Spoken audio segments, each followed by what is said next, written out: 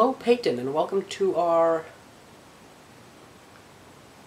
August 20th video. I am currently sitting at the foot of my bed because you are in my spot.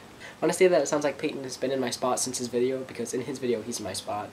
It's where he moved, but he's just in my spot now also. And he has friends over and I don't want to disturb him and stuff, just to clarify. Probably spell my gum. I made that into the trash can. In your video, you talked about how you didn't like how it was so hot. It was like 93, and you were like sweating, and you were talking about how terrible it was.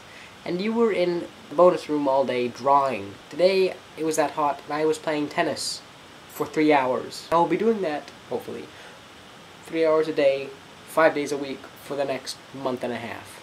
One thing I don't understand is how much credit people who play sports get over other great achievements. Other than like pop singers and bands, nothing really gets as much attention as athletes.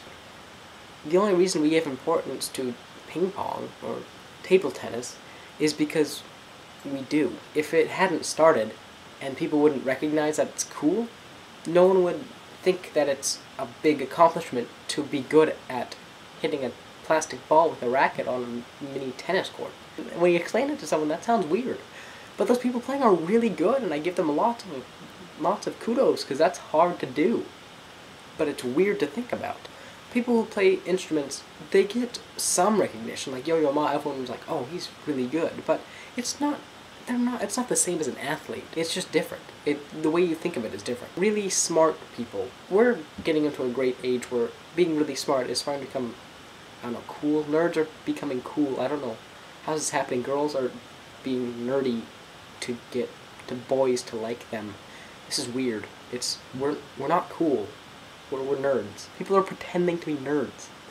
And then there's things that people don't even think about take skill, like video games. I'm gonna sound really cliche gamer here. Video games take a lot of skill, and people like PK, professional Super Smash Bros. Players, they're really good.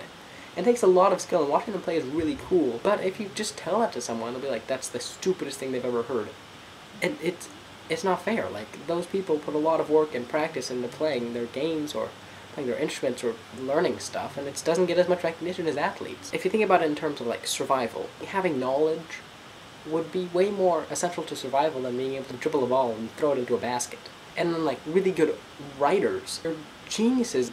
The metaphors are perfect. Getting things to sound the way you would think of them is really hard to do. It's hard to get thoughts on a paper, and there's no way that writers would get any amount of recognition close to what an athlete would. And I'm not taking away from athletes at all. It takes a lot of skill. Like, one of my biggest idols is Casey Keller, goalie for the Sounders.